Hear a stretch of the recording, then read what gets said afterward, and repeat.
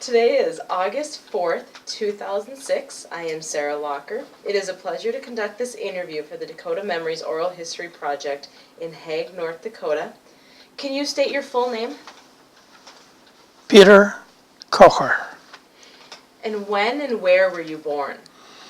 I was born in Hague, August the 9th, 1918. Did you ever hear any stories about your birth? Do you know where you were born? I was born in the house at the farm. A doctor from Sealand came over. I was born at 1 o'clock in the morning. It's early. And the doctor thought I would be born earlier because he was here earlier. And then he got the paper, the birth certificate all ready, and he put on there August the 8th. But then I didn't get born until the next day in morning. That's what my parents told me. But I was a very sickly baby. They didn't expect me to live, I guess. Did they have any idea why you were sick, or were you... Not really. I don't know. I think I was, what do you call it? I couldn't accept the mother's milk. Okay. And I was born in the summertime. They gave me horse mare milk. It must have been richer or something, and I slowly recovered. That's all I was told. I had a lot of ear trouble, a lot of earaches, missed a lot of school at first. Otherwise, I guess I got over the measles and stuff like that, and I made it.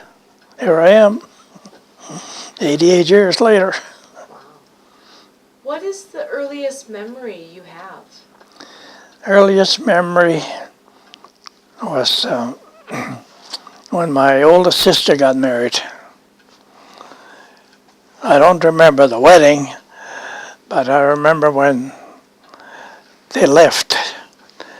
In those days, when a girl got married, they usually got either some money or cows, and they got cows. And I can still picture them driving out of the yard behind the wagon with those cows. I don't know how many there were no more.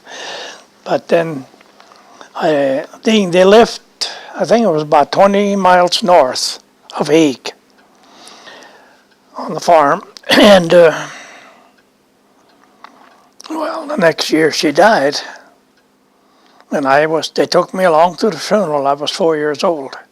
And I remember that. My mother lifted me up so I could look into the coffin, and she had a little baby boy in her arm. I remember that. That's the earliest I can remember.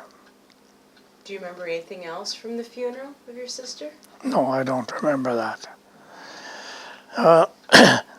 Must have been, that was something dreadful or whatever you want to call it. But after that, I still remember later on, probably 1923, when my parents had a basement dug under the house. There was no basement. And they used horses to scrape the dirt out. And I would be standing there and watching. Naturally, I didn't work. Anyway, I still remember my sisters. I had three older sisters than I. And so they ruled the roost. My older brothers were younger than they were, and so the girls made cookies, and the older boys would try to steal them. I still remember seeing them run. I didn't do that. I was too young. What was it like growing up on the plains in this environment?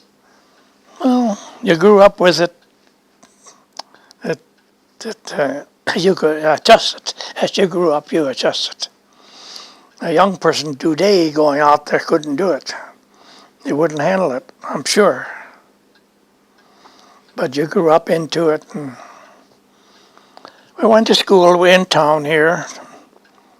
I started school, I think it was 1924 or 25 maybe. My first teacher was my first cousin from Aberdeen. She was a geesey too. She stayed at our place, so I got a little help from her. So, What did you enjoy about this environment? What did you enjoy about growing up on the plains? never really thought about it. Did you like summers best or winters? Like I say, it didn't make any difference. I guess we just did what we had to do. We walked to school 4 blocks, to church 4 blocks, and we didn't have no car to drive in the wintertime. That was up on blocks. So we didn't drive no place in the wintertime. Spring come along, we take the car off. We had a Model T. I remember 1927, I made my first Holy Communion, and that's for a reward. My parents took me to Aberdeen, but my sister lived down there. She was married, so that's where we were. So I remember that. I went to a movie. It was still, you had to read everything. Silent movie. Yeah, it was, and for sound effects, they had a lady down below playing the organ. When the horses run, she played like that, so the horses were running. It was something different, otherwise. My older brother was along yet. I was with him. I was only 9 years old. So, went to school, graduated, 8th grade, 1933. Started high school. My oldest brother got married in 1933, so he left. Then I was behind the other one. So I had to stay home from high school. Well, I started high school, but towards spring I quit because I had to go out the field.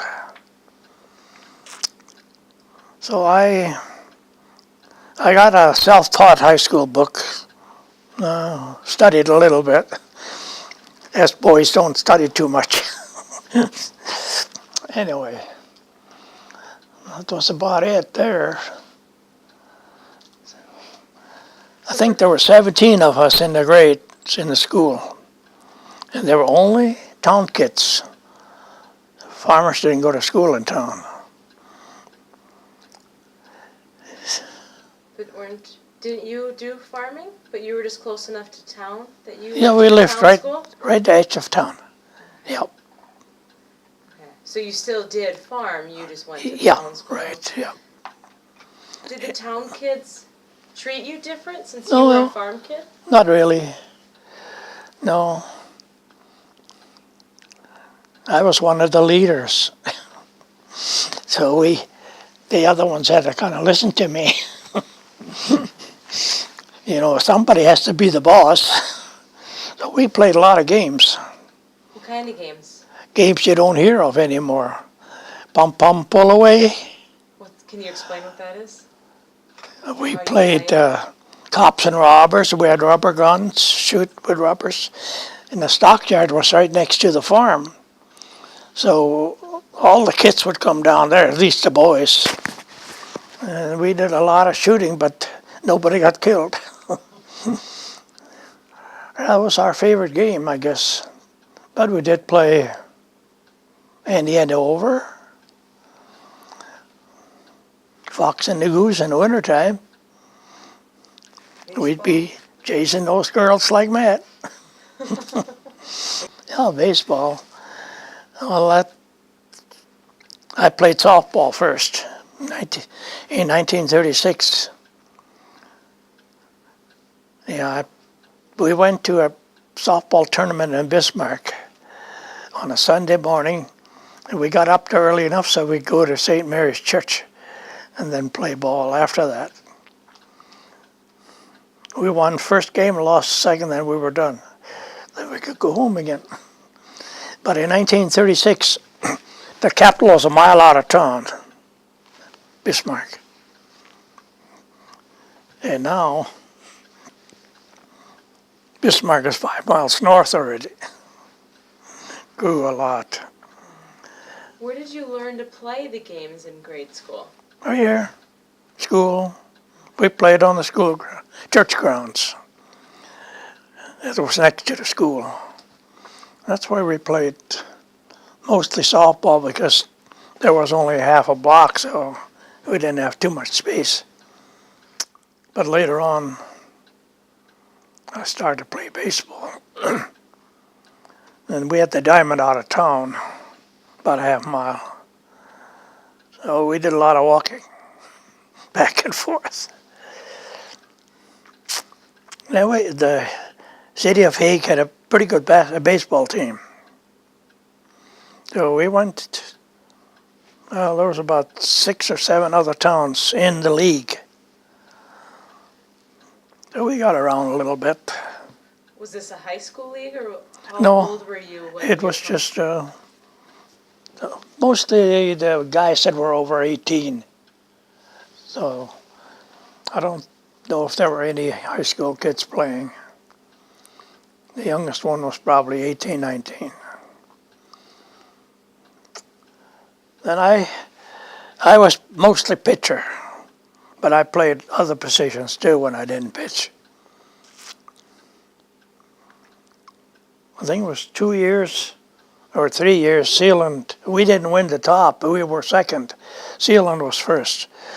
So they picked me and another guy to go along to the state tournament at Jamestown.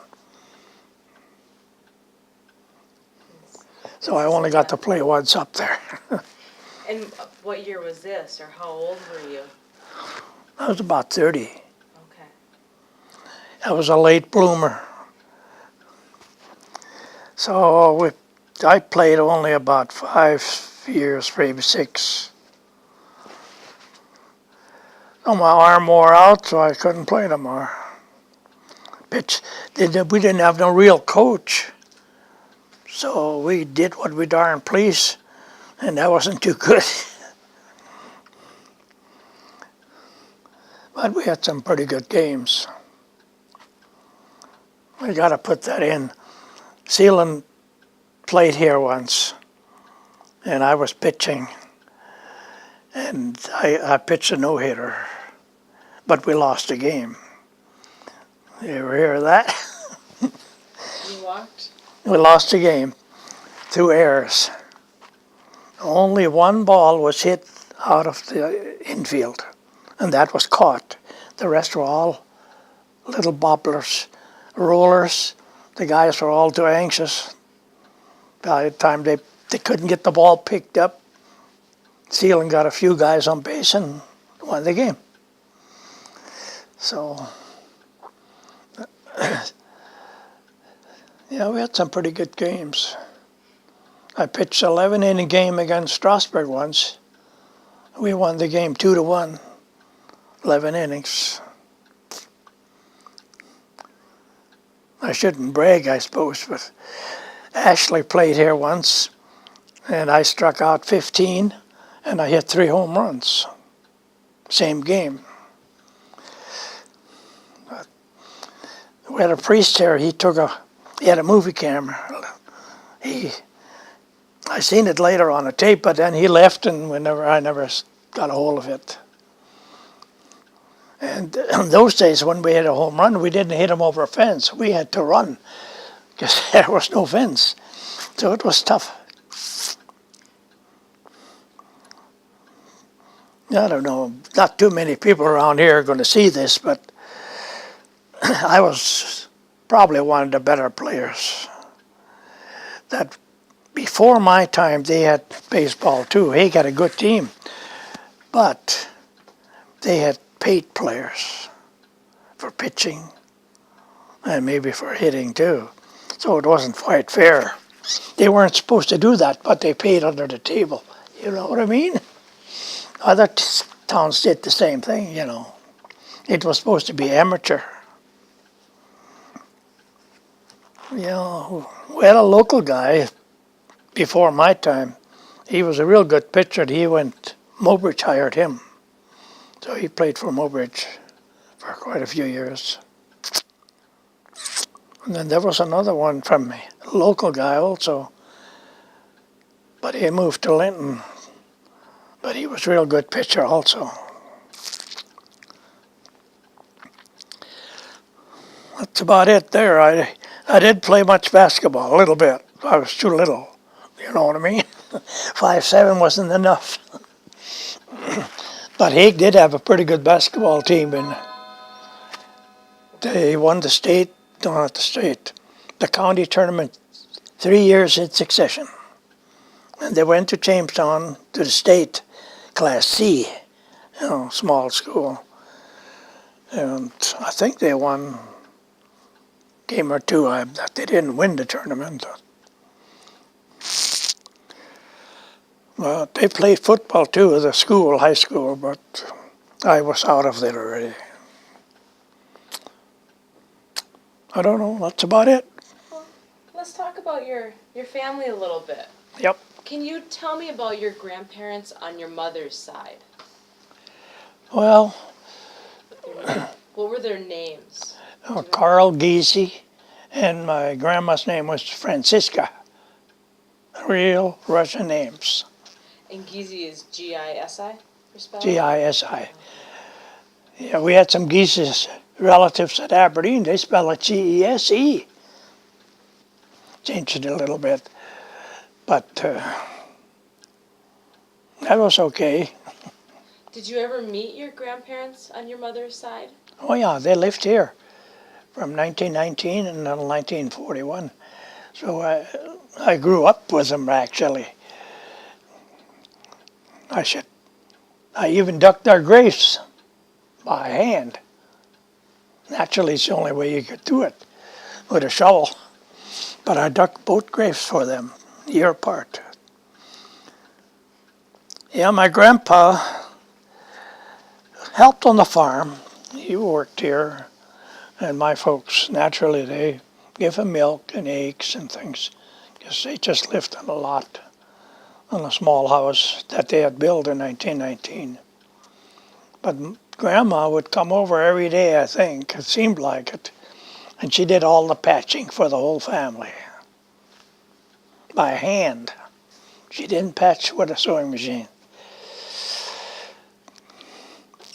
Yeah, that was about almost 2 blocks they lived away from us. And they had a path, I think it was 4 inches deep already from walking back and forth. Because Grandpa would come back over her a lot in the summertime. And he would husk corn, and he'd take a nap we had a granary that had an upstairs where in the daytime he could nap up there, and we slept out there, the boys, in the summertime. We could open the windows, and it was better than sleeping in a hot house with no air conditioning. So we let the girls do that. Otherwise, well, Grandpa, being we had land on both sides of the railroad track, well, every year the section crew would remove some of the bad ties, railroad ties, and along our property, and he would come out. Well, we'd tell him which side it was, and he would walk along with his cane, and he'd find these railroad ties, and a rope, tied the rope on, and dragged them home. He was blind. And then he would split them with a chisel and a hammer. Don't ask me how he did it, but he did. I watched him more than once. And then he had a deal made, like 2 horses. He'd put it on there, and he'd saw all those railroad ties up and carry the wood into a little barn and stack it up for the winter. He was blind. Your grandfather was blind? Yeah, he got blind as the years went on. He earlier in the early 20s, I guess he helped out in the field, and he got some thistle in his eyes. Well, one blind went blind right away, and the other one later on. But he was totally blind in the 30s. I remember that. But they said in the early, in the 20s, late 20s, that he went out in the harvest fields. He would drive the horses. But there he wasn't blind yet, actually. So after that, he couldn't do that anymore. But he could sit in the barn where we always husked our corn. We picked the corn by hand, brought it home and dumped it. And he would sit there, take the husks off, if you know what that is. So, What did he do with the railroad ties? You said he split the ties and saved them for the winter. What would you use those railroad ties for that he got from the train? What did he do with the railroad ties after he split them?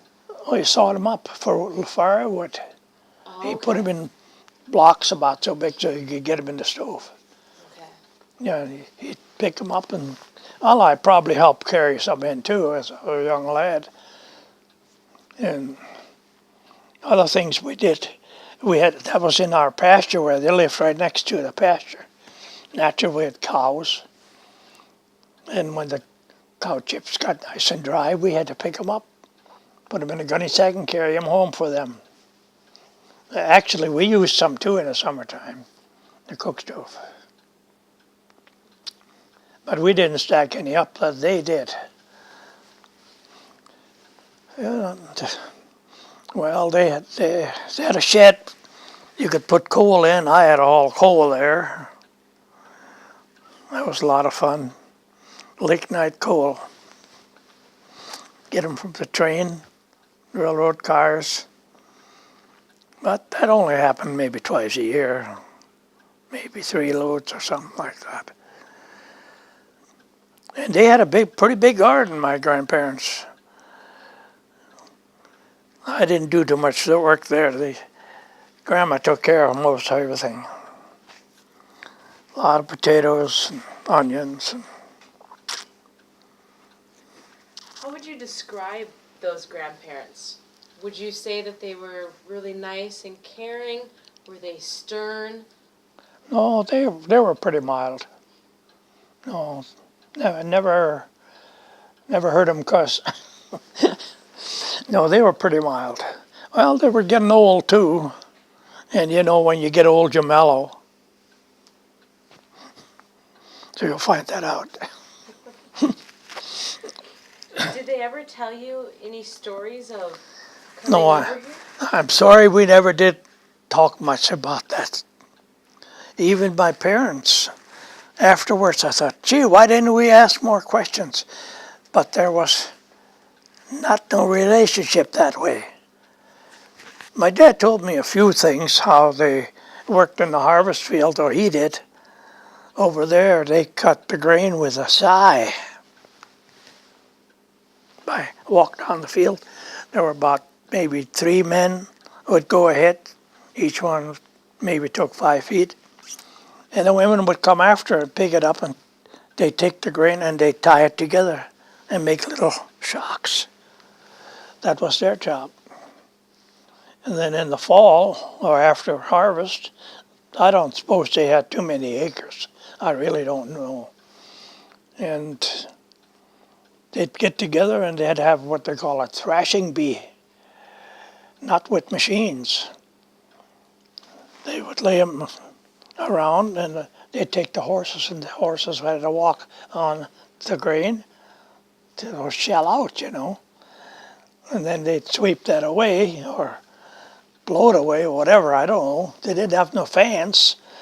And then they pick up the grain. It was quite a task, I guess. Yeah, sounds like it. Otherwise, he didn't talk too much about other life. Well, My dad's father drowned in the Black Sea when my dad was 4 years old. They were on a picnic on a Sunday afternoon, and I suppose they were swimming around and whatever, and he drowned it. But he was home for a little while. His mother remarried a man that had lost his wife, and he had 4 children, and my dad's mother had 4 children. So they got together and had 8. Then they got 4 more. So there were 3 sets there. But that's the way it was in those days. They had to get married pretty quick, everybody. Either the spouse died or the other one died, you know. Then as he got a little older, my dad's older sister got married to a man there. And he was a sort of a carpenter, craftsman. So my dad became like an apprentice to him. That man was 10 years older than my dad, that I remember, because they moved over here too after my dad came over from Russia. But my dad learned carpentry under him, and they made wagon wheels. They had to build a wagon to pass the examination as to be a carpenter, you know, because those days they need a lot of wheels. So when he came over here after they moved here, he did a lot of building for farmers, especially barns, the big barns. But I'm getting ahead of the game here. When they lived in Oneka, that was 3 miles out of Oneka where they lived. And Oneka built a church at that time when my dad was living there. So my dad and his uncle and my grandpa, they all helped build that church. Oh, the whole parish, you know. Then in 1915, my folks moved up here. That's when they moved to Hague. Because his brother-in-law had moved up here earlier, just a mile out of town here. So that was my dad's sister, so I guess that pulled him up here.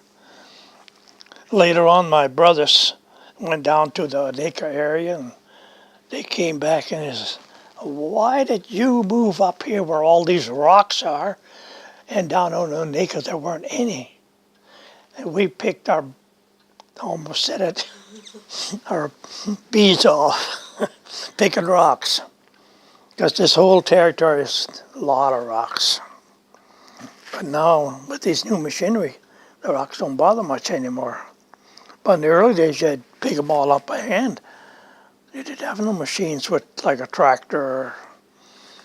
Yeah, and that wasn't not half of it. We'd pick them up, load the wagon full, drive to a rock pile, and pick everyone off again. It was a lot of fun. So, what else? Well, on your dad's side, you've shared stories about your grandparents on that side. What kind of, you never met either of them? You never met your grandfather on your dad's side? No, they never come over. Okay. Would you say your grandparents on your mom's side, were they religious? Oh, they were all religious. These German, Russian people were all religious. Only some were Catholic and some were Lutheran or whatever. But they had their own little towns in Russia where they lived. The Catholics lived together, the Lutherans, and they were only about 2-3 miles apart.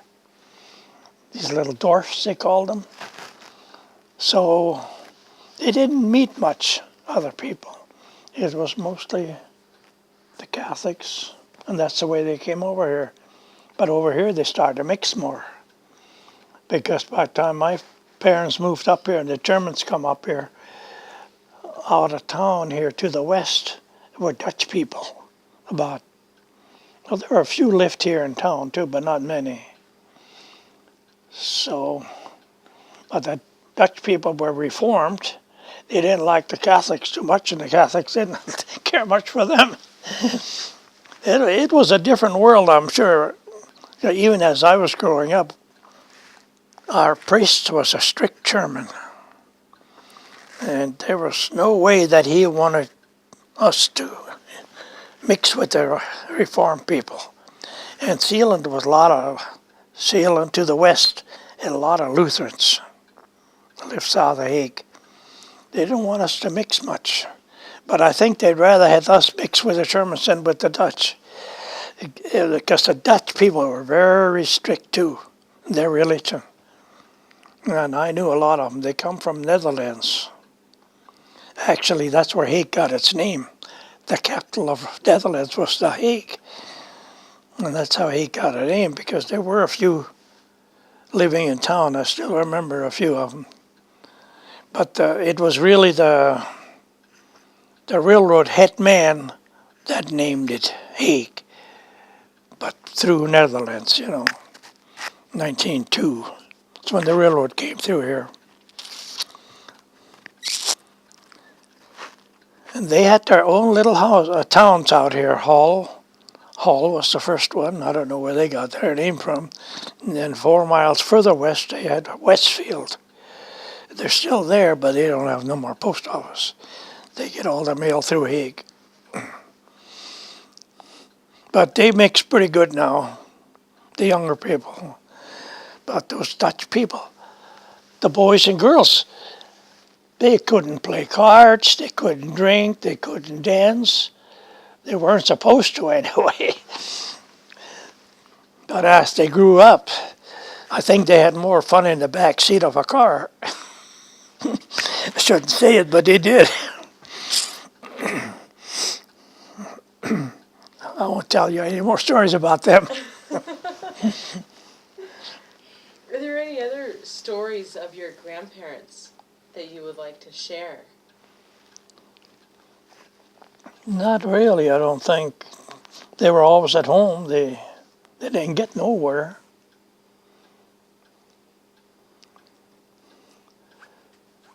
No, I don't know too many. But, my grandma died in 41, but she had been bedridden for quite a while. My youngest sister took care of her in our place. They moved over to our place. But she didn't die from sickness, she died of old age. Just withered away. But otherwise, there was nothing special that I can recall. Should have came around 5 years earlier. Now, my oldest brother died 2 years ago, and my other brother died last year. They probably would have known more, because they worked with my grandpa quite a bit, where I was at the tail end. I'm too young for that. Did you ever have aunts and uncles come around and visit? Well, this one that lived out here a mile out of town, but he played an organ, and they loved to sing. My dad and my dad's sister, they would sing. Well, he would sing too. He'd play the organ, they'd sing. They had the grandest time sometimes. And we kids would be sleeping upstairs, but there were heat registers. We'd lay there and listen. But we weren't supposed to listen to that talking. But we did every once in a while. But we didn't learn nothing new, or if we did, we forgot it. But I know my sisters did the same thing. They were in another room, but they had a register too, But they're all gone. 2 of my sisters lived to be over 90, and my brothers were both over 90. And the two brothers they were married for over 70 years to their wife, and 2 of my sisters were married over 70 years. I don't think I'll make it. We got 7 years to go, and I'd be way too old by that. She'd kick me out. Let's talk about your father. some more. Can you tell me when and where he was born? Yeah, he was born in Klein Lebendal, in South Russia. That was probably 20 miles from Odessa. Actually, they called it the Black Sea, but it was just like an inlet or something, from the river that run. I don't know which river run in there anymore, Dnieper or whatever it was. But anyway, And what yeah. year Then was there he were born? my grandma's side. They lived at Aberdeen. They'd come up now and then to visit too. But there was no one else living around here. I mean, relatives. My mother had a half sister, I believe. She lived in Sioux Falls. I remember them coming once. About I was probably 12 years old that time when they came, 1930. But that's the only time they came up by train from Sioux Falls.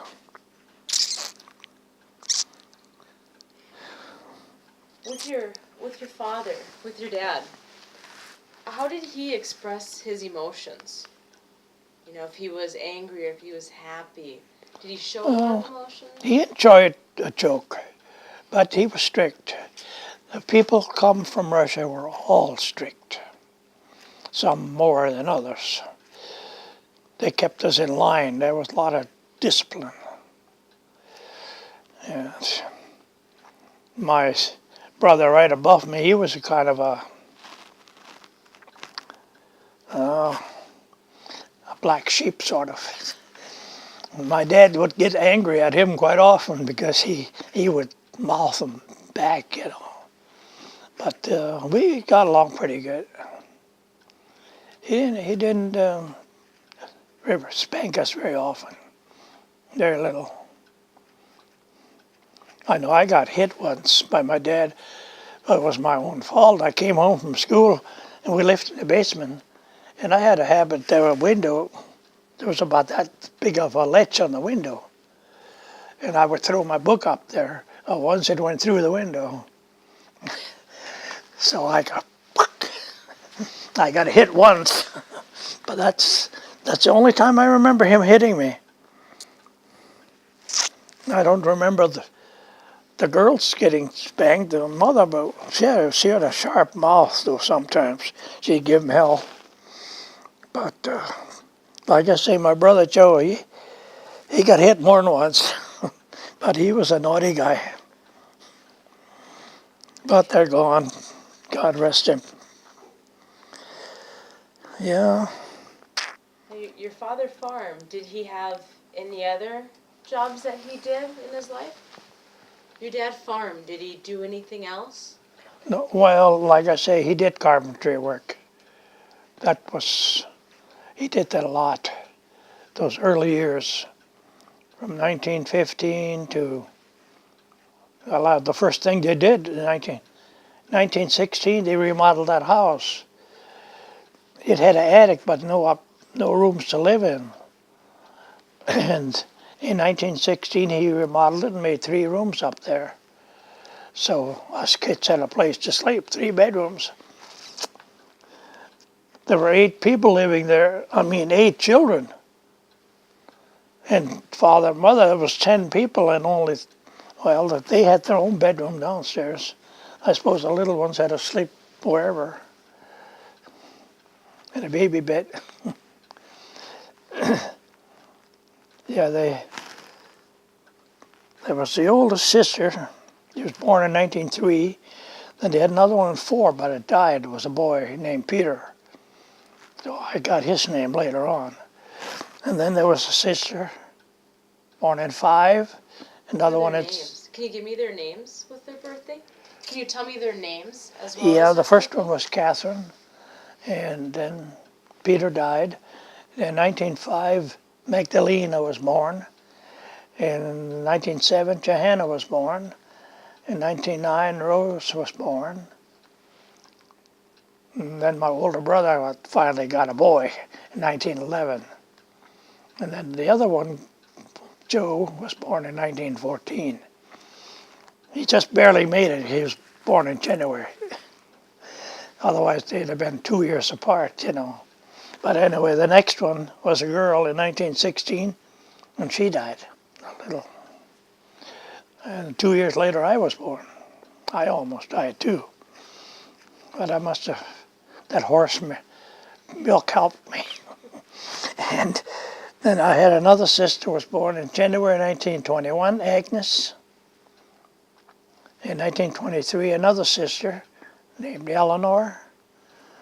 And then the last one was a boy, my brother Leo, born 1927 in December. So from the time the first one was born until the last one was born was 24 and a half years. Spread. It's a lot of years. But then in those days, there were very few families that had less than 8 kids. Very few. And there were a number of them that had 15, 16. I probably should tell you about it later on after we were married already. A family lived in town here. They come in from outside somewhere. They lived right across the street over here. They had 8 children when they were living here. Wasn't it? Or was the 8th one born when one of ours was born? They were in the hospital together. And that lady said, I sure hope that's my last one. And they moved away, and she ended up with 22. That's kind of a record. Yeah, so anyway, but like I say, most of them were 10, 12. That was just about the average. And everybody had their little job. And very few farm boys or girls got to go to high school. They usually stayed at home. Well, the girls, a lot of them got married at 17, 18, 19. And the boys, most of them didn't get married till they were 21. But when World War II came along, that changed the whole world. The girls went away after high school to work, and the boys went to the service, most of them. So a lot of them did not come back anymore. They stayed where they were. But then farming became more mechanized. You didn't have to have as much help anymore. You know, I know my dad bought his first tractor in 1934, and we didn't get a crop. Nothing. Absolutely nothing. And in 1935, we got a small crop. And in 1936, my second brother got married. The oldest one got married in 1933, but that's when I had to stay home then. In 1936, my brother Joe got married, put out the crop and didn't get nothing. It was one of the driest years in history. So after, I know it was May or June, he had gotten married in January, and they had a child in July. Yeah, am I right? In 1936, after spring's work, he went to Minneapolis to look for work. And then he got a job down there, and he rented a house, and his wife went down by train. They didn't have no car. So he worked down there in Minneapolis for 40 years. He was a sort of a plumber. He worked mostly at the University of Minnesota, putting in the plumbing and stuff with the plumbing crew. So You mentioned that your father was kind of stern, a little Yeah. more strict. right. Can you explain what your mother was like with her emotions? She was pretty strict too. I mean, She scolded a lot, but she didn't hit. But she wanted work done. She wanted it done, you know. Sometimes the boys were a little too slow for her. But I guess they got along with the girls. She did.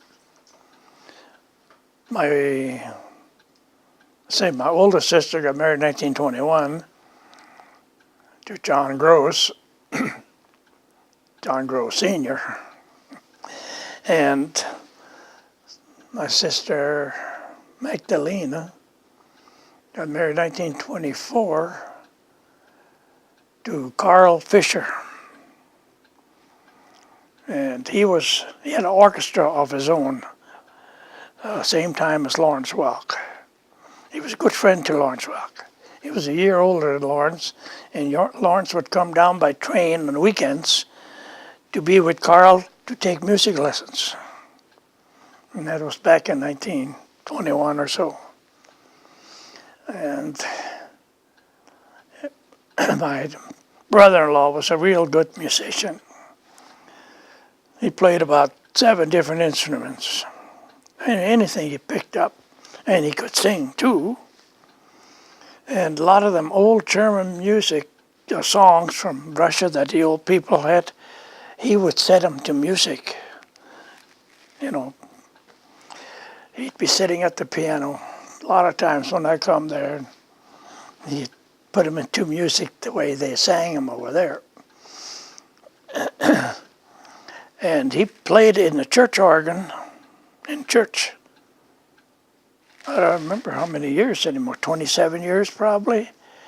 And he was postmaster here also. My other sister,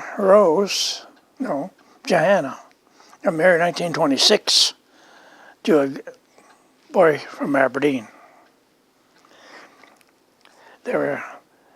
I always wondered how come she got married to somebody from out of town, away from us. Well, it worked out that those people knew my parents. They came up here and they brought their son along. And she fell in love with him. That's how it went. Then they got married here in 1926 and they lived in Aberdeen until he died, I think, in 1963. He drank too much Coke. He worked for the Coke company. And he smoked a lot. But he was a good dishwiper. When I wiped dishes, now a lot of times she's got to get those glasses nice and shiny. You got to rub them like Joe Dewald did. He would hold them up to the light, a little streak, and he'd work till it was clean. Anyway, he was particular that way. But he did. When they came up here, he always brought a case of Coke along to drink. That's all he drank. Anyway, he died from Hodgkin's disease. His throat closed up on him. I was at the hospital where he died. He couldn't talk anymore. And my dad sat with him. So he just died. Anyway, the sister Rose got married in 1931, Thanksgiving Day. And we had 3.5 blocks to church. And it had snowed so much that the boys had to go out and shovel the road open so they could get to church. Anyway, he was a railroad man, her husband. And he worked here. His dad was a railroad boss man here, and his sons worked for him. And later on, they moved up the ladder, the boys. And my brother-in-law, Frank Hilt was his name. He lived at Aberdeen. He lived in Bowman. And he worked on the railroad back and forth all the way into Montana. But he ended up in Aberdeen. And well, she died. My sister died the evening they were sitting and watching television. And it was almost 12 o'clock. He said, I guess I'll go to bed. Well, she said, I'll watch till the program ends and then she'll come in. Well, he fell asleep. When he woke up about 1, she wasn't there. He went out and there she was, half undressed, dead. Fell asleep and died. So that's how that ended. But he's still living now at Aberdeen. He's going on 98. But right now he's going blind.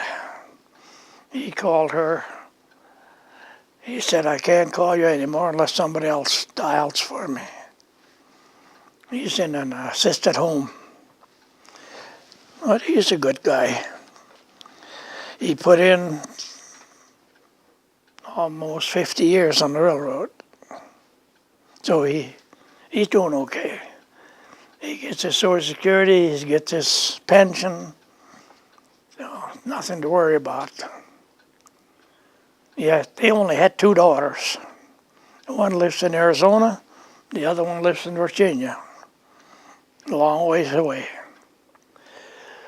So when they do come, they don't drive, they fly most of the time. Well, now they did drive, I guess. My brother John, he got married in 1933 on Valentine's Day. I said, boy, you sure picked a good day. He said, I didn't even know it was Valentine's Day. She was a farm girl from north of town. She was 5 months, 6 months older than him, but that didn't make no difference. Anyway, they lived here at the farm over winter. Then my dad bought some land west of town, and in the spring of the year they moved out there in 1933.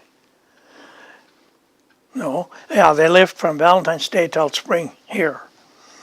Anyway, they had a big dairy farm, they had chickens. They had a pretty good life together. They had 4 children. The first one died, so they had 4 more, 1 girl and 3 boys.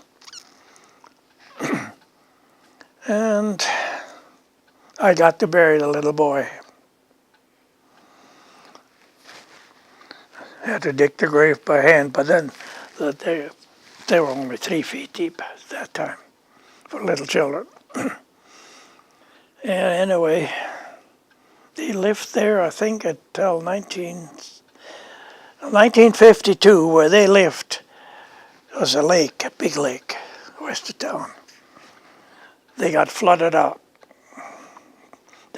The lake rose up, surrounded their house, the barn. The water was in the barn where they milked. And out of the back door, the boys would catch bullheads. Out of the barn, they could catch their supper. Flood. Yeah. Anyway, but the muskrats were under the house. They broke, the window was broken in the basement. They'd be swimming around there. You could hear them in the basement. But they had to have a walk. Well, it was over 100 feet, I guess, to get out from the house to the dry ground, you know. They had it on blocks. And I came out there once, and I walked in, and I got to the front of the door. Here's a big snake laying on the step. I didn't like that, but I got rid of her. Anyway, by September, the water had receded a little beyond the house. Well, they had to relocate the whole farm, being the other buildings were all in the water. And they moved up on some of the land that my dad had bought that they worked. And they moved all the buildings up there, plus the silo. 1952. That was the most water that ever was in the lake up to that time. Well, anyway, they had auction sale in 1969. They had a home built in Linton. They moved up there. And they sold the farm. And But in 1997, the water went even higher than it was in 52. But there was nobody living there anymore, naturally. Anyway, that's the highest the water ever was in 1997. All the lakes, everywhere was water. Now they're almost all empty except that big one and the smaller one a little closer to town. So, what else? Joe? Joe. I said it wrong earlier. He didn't get married in 1936. He got married in January 1935, 2 years after my brother John. Because I was thinking about it, that when their first child was born, we were out harvesting. So one of the kids came running out, told him to get home. His wife is having a baby in the house. I was born here, you know.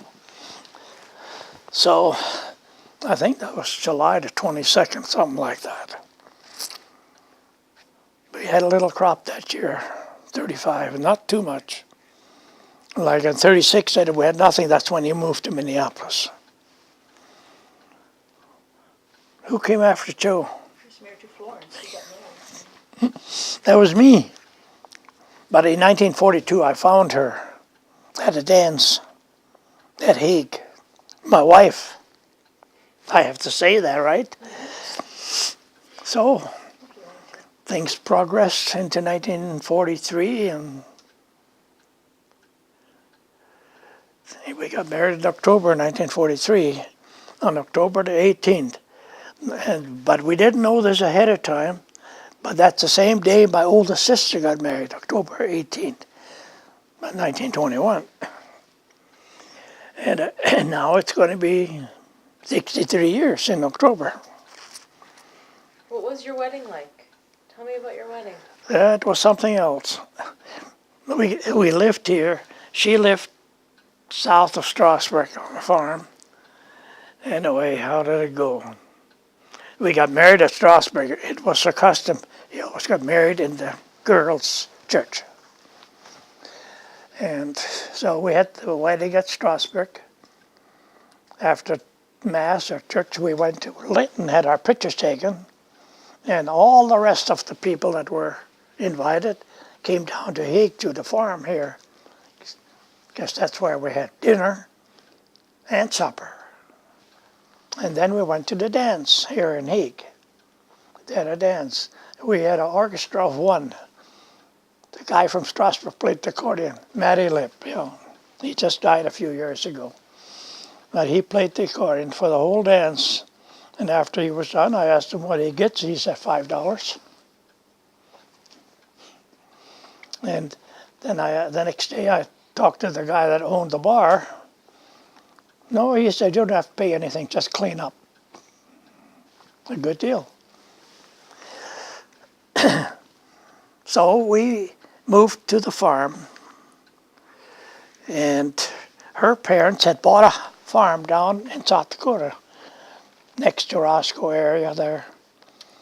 And my parents had bought a home in Aberdeen to retire.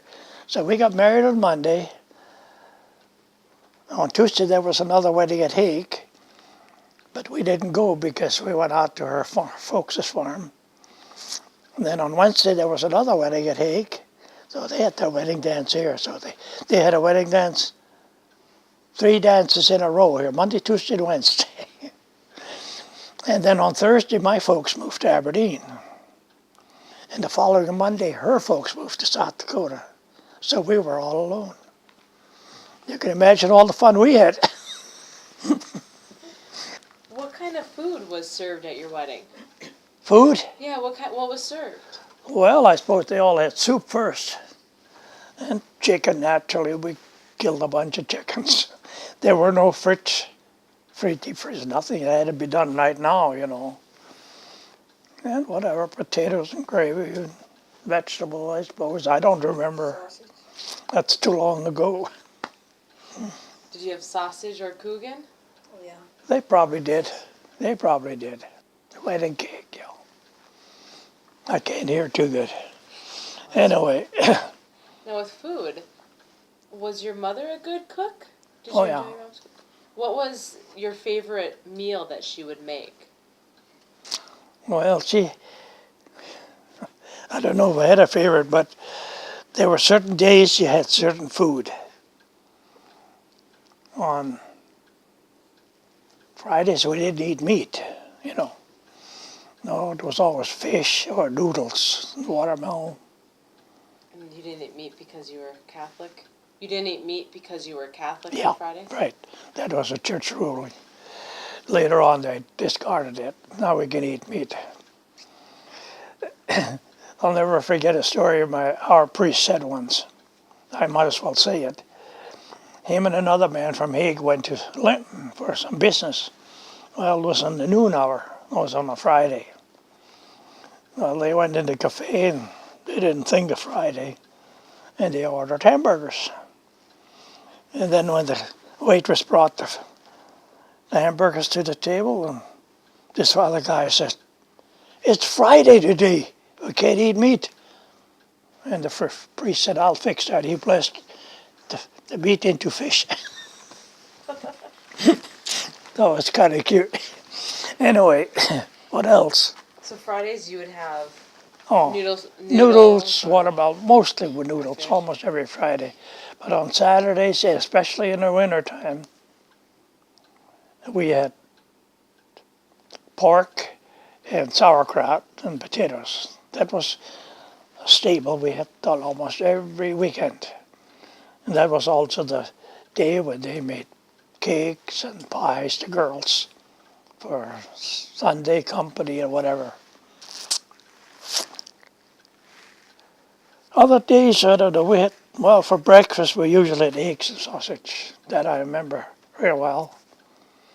And we had pork sausage and we had blood sausage made from blood mixed in. It was black, the sausage. But I loved it. And I loved the pork sausage too. We had pancakes a lot. In the wintertime we had oatmeal a lot. It was a cheap cereal, oatmeal and cornflakes, cream of wheat. Was there anything she made that you didn't like? How's that? Was there anything she made that you did not like? I'd have to think about that. And I remember I was not an onion eater. I still to this day, she could put a little bit in, but just for flavoring. But some people, they pile it on a hamburger or whatnot. I can't do that. My stomach rebels. Garlic, the same. I use a little horseradish sometimes, but that cleans the sinuses.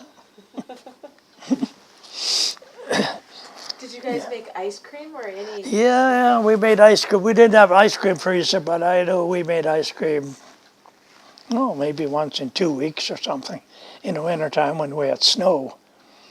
And we used a gallon pail. It wasn't a syrup pail. It was probably 3-quart pail. And mostly the girls, mix it up. And we'd go outside in the snowbank and we'd turn it back and forth like that. That was good. And we had our own milk, we had our own cream, we had eggs. We didn't have to buy nothing except a little sugar. That was the thing they had to buy the most, sugar and coffee. Flour. Well, I know in the fall of the year, probably November, my dad would buy 500-600 pound bags of flour. But it wasn't enough for the whole winter with a big family. Because we ate a lot of flour things. Yeah, You mentioned that the girls would do the baking. mostly. Did the girls mainly help out in the house and the boys out in the field? Yeah, and the second oldest girl worked quite a bit out in the field. The other two were mostly in the house business. My sister Rose was the oldest, one to stay single the longest. So she was there until 1931, where the other one had got married in 26 already, 5 years. But her boyfriend lived in town, so they were together quite a bit. Yeah, I'll never forget him and his green Whippet. Yeah, it was a green Whippet, a two-door with a rumble seat in the back. So you could take some of your friends along, you know. He had a car, but then he had a job. Not too many young people had cars those days.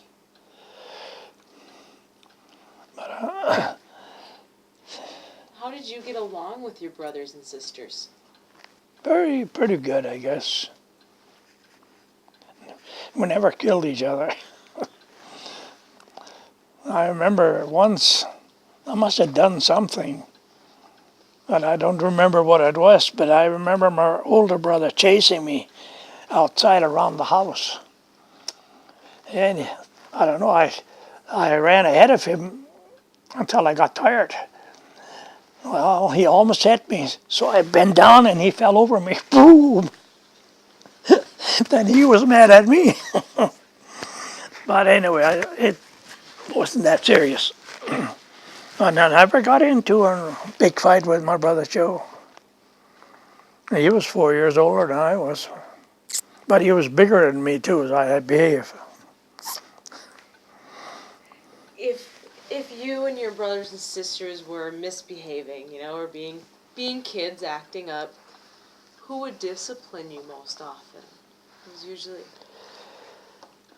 Well, I think it was mostly Mother who gave us the scoldings. She didn't hit, but she'd scold.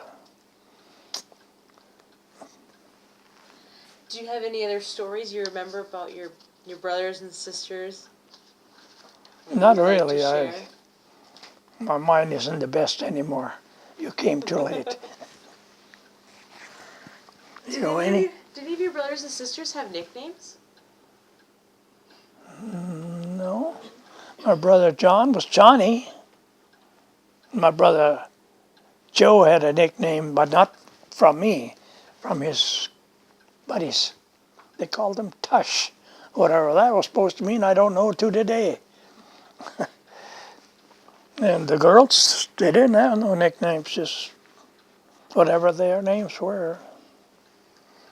Some were a little shorter, I guess, but how can you shorten Rose, Agnes. But Agnes went away to work at Aberdeen in 1937, I believe. She was 17 years old, I was 16, 17. And they renamed her down there, her girlfriends that she worked with. And they called her Peggy. And it's still Peggy. But when I refer to her, I say Agnes, because some of the the older men now, they ask me, where's Agnes? They don't know about Peggy, because she never came back home anymore to live. She got married. At Aberdeen. My younger sister got married at Aberdeen too. So they never lived here anymore. They ended up in Milwaukee, and that's where my two sisters live in Aberdeen. Their husbands both died. They were both in World War II, and they came home without a scratch. But my sister Agnes' husband was in the South Pacific. He was in the National Guard when Pearl Harbor was bombed. And they were heading for Pearl Harbor on the ship. They were going to the Philippines. Well, they didn't get to Hawaii. That's where they were going to land. Anyway, the Japs bombed Hawaii. Then the ships went down to Australia. So there the National Guard was in Australia until they sent more troops down there. Then they finally started to go up on the islands, South Pacific, and they met up with the Japs. And he would write to me.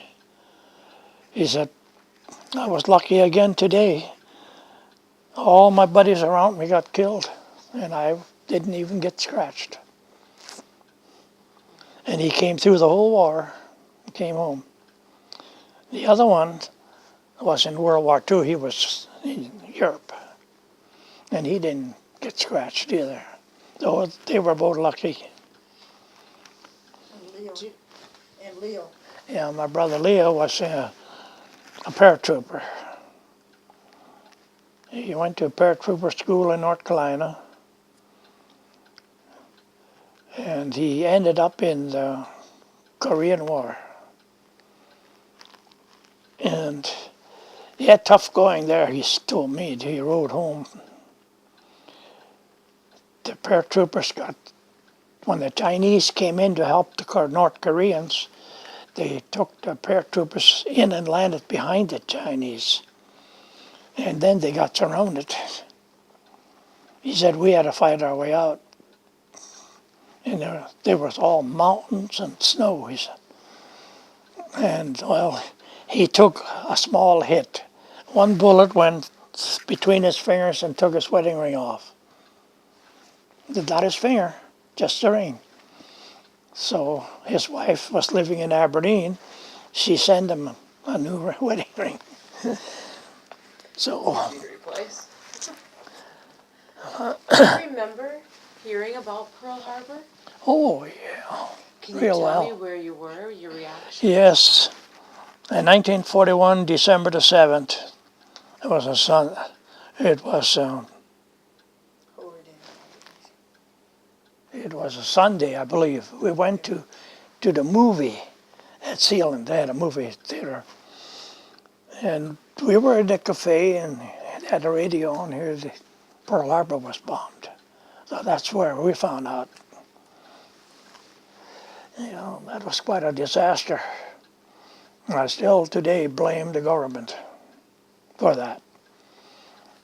And when they were moving these troops over to the Philippines, there must have been an uprising over there. And they were going to land in Hawaii, and they had all the warships, almost all the big ones, battleships, in Pearl Harbor. When the Japs came over, they bombed the hell out of them. And I think it was all planned. That's my idea from what I read. But it's a total secret. I think the government was behind it. You do a lot of reading. I didn't get it. You do a lot of reading, historical books.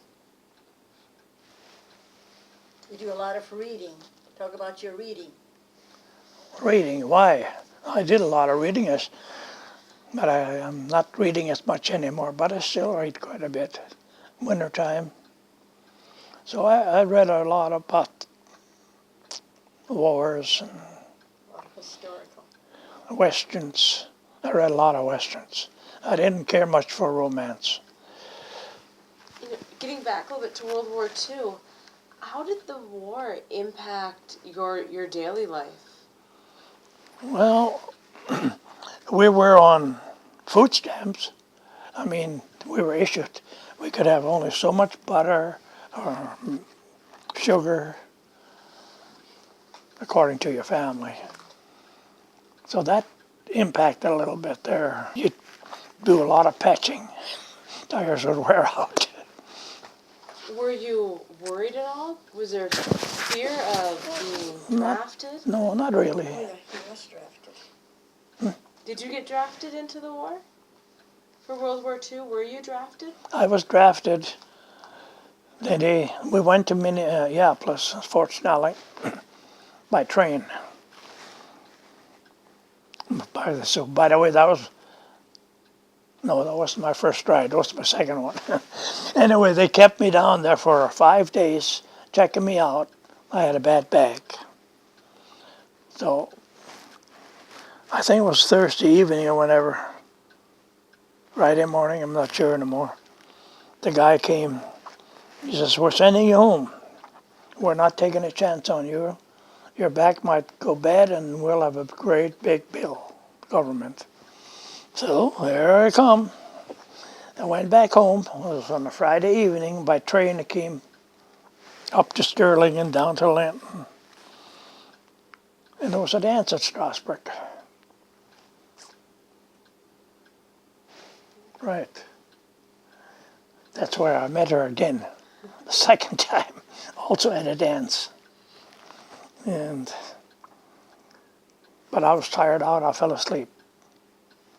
When the dance was over, I was laying on the car sleeping, cold. They took me into the city hall to thaw me out. And then when I was warmed up, I got on the car with my buddies and we went home. That was in January 7th or 8th, something like that. Anyway, that's when our romance started to get over again. During World War II, did speaking German have any impact? Did you feel any No, resistance? not here. Actually, we could talk German on the school grounds. We grew up that way. There was no restrictions here like some places. They better not talk German, you know. Could they speak German in the class still, or were No, it was English then, yeah. But later on, probably 59 when they started bussing the farm kids in, 59, 60. There were kids come to school, 6 years old, they couldn't speak a word of English. It took them almost a whole year to learn to speak a little English. They had it tough. Some of those families talked German all the time at home, where here in town was a little different. Did you know English when you started school? Yeah. You knew English? Only, yeah, we talked English, we learned in English, but when, I don't know if you heard of that catechism school, we had catechism. We had a reader to learn the religion, you know, to get ready for communion. And one page was German and one side was English, but we had to learn it in German. I said, how dumb can you get? We can read English, but we couldn't read German, so we had to learn everything by heart. My parents had to teach us. We tried to compare, but you can't compare German writing with English. But we had to do that because that's what the priest wanted. It wasn't the parents, but the priest. But like I say, he was a German. He was here 37 or 38 years. Then he went back to Germany and he died. So, did you still have Mass in German? No. There, for a while, I don't know exactly when it started. At first it was Latin. And actually we didn't know no Latin. But he would preach in German. Then later on, he preached one Sunday in German, one Sunday in English. He started to give in a little bit. But he wasn't too good in English himself, you know, being he was from Germany. But now everything is English. Latin went out. Sometimes the choir will sing a Latin song for Christmas, which we even learned it in school. It was a Christmas song, see. Did you understand the homilies in German? Oh yeah, at that time we did. Now I can go to church, I can't hear, so I said I could stay away. I just see what's going on. Some priests aren't so bad. Depends on their voice. Some priests come in there visiting, no problem. I can understand real well. But Father Leonard, I got a problem. He always has his head down, but he's got some good stories. Yes, he does. He's a good storyteller, but he'll be leaving pretty soon. He's going to be retiring. He'd like to move to Hague. See once if he will. You mentioned that you helped out with a lot of funerals, digging the graves. Yeah, Do you remember what funerals were like when you were a child and in your young adulthood? Yeah, I remember a few. They were, some of them, most of them were pretty normal. But there was one, I think it was 1933, 33 or 34 when this young guy died. He was a buddy of my brother Joe. And he had just married not too long before, but he had something in his head, tumor or whatever it was. Anyway, he died. And that was a tough funeral for all of us young people. He was only 21 years old.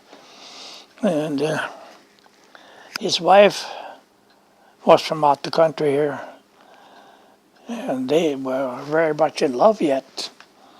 And at those days, they left the coffin down while the people were still there. They don't do that anymore, at least not here. But there they did, and when they were letting his coffin down, his wife screamed, and his name was Pete. And boy, that had hit me, Pete, Pete, real loud. And I'll never forget that till I die. But that was the hardest one for me, I guess because it was my name. The other ones, well, they were mostly friends and didn't bother me too much. No, I don't get up there very much anymore because it's a tough walk for me.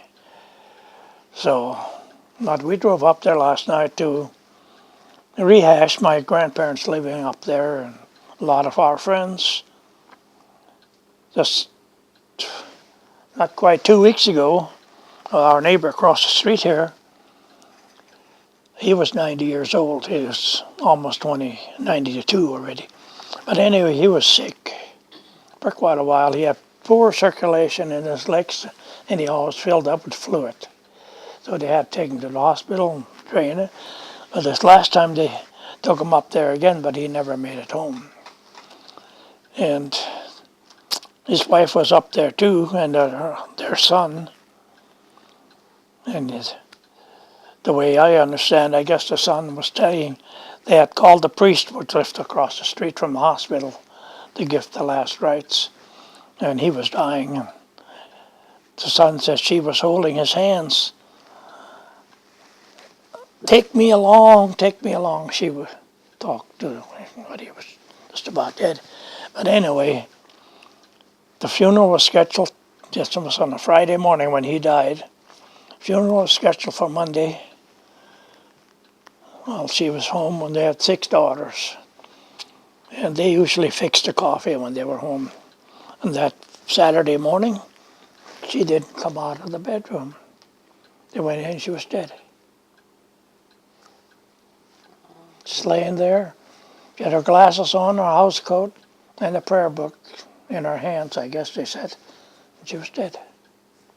So she was with him. So she got buried on Monday. It was the first double funeral, a man and wife funeral here in Hague. Do you think funerals are similar today as they were when you were a child? Or have funerals changed from when you were a child? Oh yeah. Years ago they used to sing a song when I was growing up that they brought over from Russia. And it was a very sad song. Later on, I think the priest or the bishop told them, no more singing that song. These old German people wanted to sing that sad song. So that was one of the biggest changes. Otherwise, didn't change too much outside of, well, when they start out this cremation business. How was it again? If somebody was cremated, they couldn't take them into church. They had to keep the urn in their rear. Well, that went on for maybe a couple of years, I don't know. But now they can take the urn up front.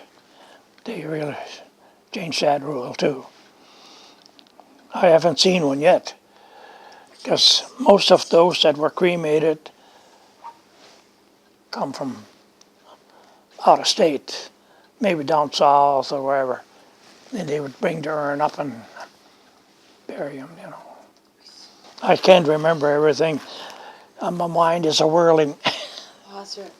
Well, we'll switch gears. Let's talk about healthcare some. You said that you were sick growing up. You had a lot of ear infections. Yeah. Did you visit a doctor Oh, often? yeah. My ears drained all the time.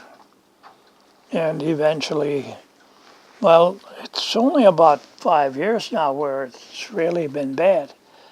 And then I even tried hearing aids. It still didn't help much. All it did was magnify. It wasn't so bad if I was in a room with only one or two people. But if I went into the cafe or the bar, too much, my head went crazy. I'd get dizzy. I still get dizzy. Did you So- go visit a doctor a lot when you were growing up? Not really. Didn't go to a doctor too often. No. Actually, the parents could barely afford it. I had teeth trouble too. I remember when I had my first tooth pulled, the dentist lived here in town. He charged all of $2 to have pull my tooth out. But not many people went there because he didn't do much more than pull. Eventually he moved to Bottle, South Dakota. But otherwise, people didn't run to a doctor like today because now everybody's got Medicare, the older people, and the younger people have insurance, a lot of them. They're forever running to the doctor. We didn't do that those days. Did you have home remedies? You know, home remedies. Remedies brought over from the far land. Do you remember some of them? Well, I remember when they used that sore throats. I think they used goose fat or something. Anyway, they'd rub it in, you know, and tie a cloth around your neck when you went to bed. They had a lot of water bottles, keep your stomach warm. I don't know, what else was there? Some of those old remedies. Can't think either. That's right. That's right. Let's talk about holidays. Holidays? Yeah, what would your family do to celebrate Christmas? Oh, we had our own family Christmas. The girls always decorated the living room mostly. We had a large living room down there. And I wish we'd still have those decorations, but we don't. They'd string them from one corner to the other, and then that way. And they had big bells that you could open up, you know. They'd hang them up. And actually, we had a bought Christmas tree, but it was real simple. You put candles on there. Isn't that what you did?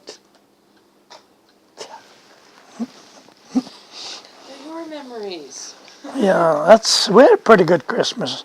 And even, well, that time they had Santa Claus. Usually it was somebody local, or even my older brother was. Yeah, my brother John. He was dressed up, I don't know how, a big overcoat or whatever. And they were going to take me outside. I was maybe 8, 10 years old. Give me a whipping, you know, with that. They had willow wreaths. You were mean, you were naughty. You know? And anyway, and the other, Joe, he was dressed up like a lady. It was like Mrs. Santa Claus. They had a name for it. Santa Claus was Bill Sinigli. And the one, Christine. Christine, and she was the woman, you know, his wife. But that was just local. I mean, he did it just for us. Other families had their own thing. And we got a little gift. I still remember getting, I don't think anything cost more than 25 cents. But then in those days, that was quite a bit. I know one year my mother bought me, usually it was the mother that did the buying, a Boy Scout book. It was about that thick. Everything that Boy Scouts do, learn, tie knots and whatever, learn to know the names of trees and birds. And I don't know, I had that for many years. Otherwise, I can't remember nothing much. That hit me pretty good, that book. I liked that book. Would your family go to Mass? Oh yeah, midnight mass, 12 o'clock sharp. And while the choir would sing songs ahead, Christmas songs. It was very festive. And we'd be in there for about an hour and a half. About 1:30 we'd get home, and we had a great big lunch. Ham, potato salad, and buns, whatever. Then we'd go to bed. But we were full. It was good. Well, we didn't get nuts to eat that time. But the next day, we got nuts, a bag of nuts and candy, hard candy mostly. And for about a week afterwards, or maybe even longer, till into New Year, my mother, every night about 9 o'clock, she'd go up in the bedroom and come down with a dish of nuts and candy. And we'd all sit around the table and eat until they were all gone. That went on for about 7, 8, 10 days, whatever. Till she run out of stuff. No, we had pretty good Christmases. And New Year's, we were too young yet to really do anything. But I remember once we were probably 18, 19. We went around what they call shooting on the New Year, Some guys had firecrackers that they saved from July. Or somebody had a shotgun, he'd shoot up in the air. And we were in a house right down the street here. And we always get a drink. We'd like get us homemade beer or whatever it might have been. And we were in the house, all boom! A guy went out, window went out. This guy was a man, he was drunk. He had shot up in the overhanging eave. He shot into that.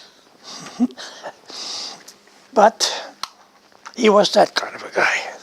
He was quite a guy. They had downtown, they had a Christmas tree, always in the middle of Main Street. And the lights on there, And he'd walk around Christmas Eve and shoot the lights out of the Christmas tree. All alone. Married man. But everybody knew him, just so he didn't kill nobody. Did your family celebrate Easter? Yeah, my mother, we made nests outside along this garden fence. Sometimes Easter was too early, the grass wasn't green yet, and we had to use dry stuff, straw or whatever.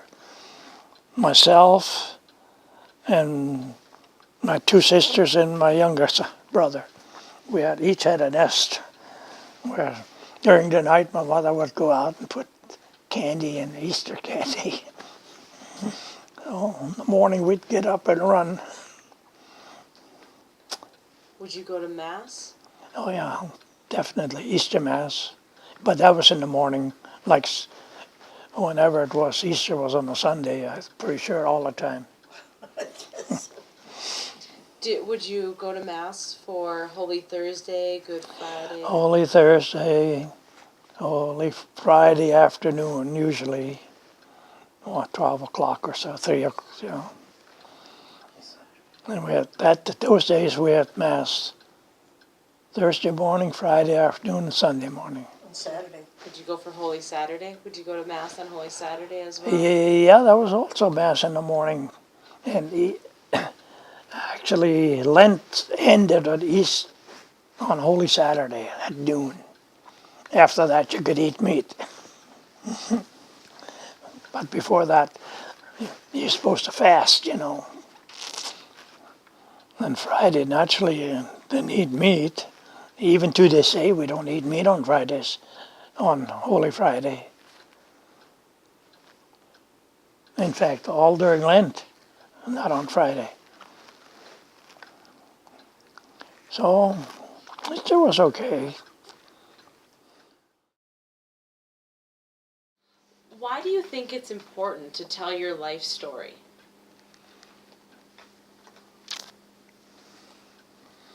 Well,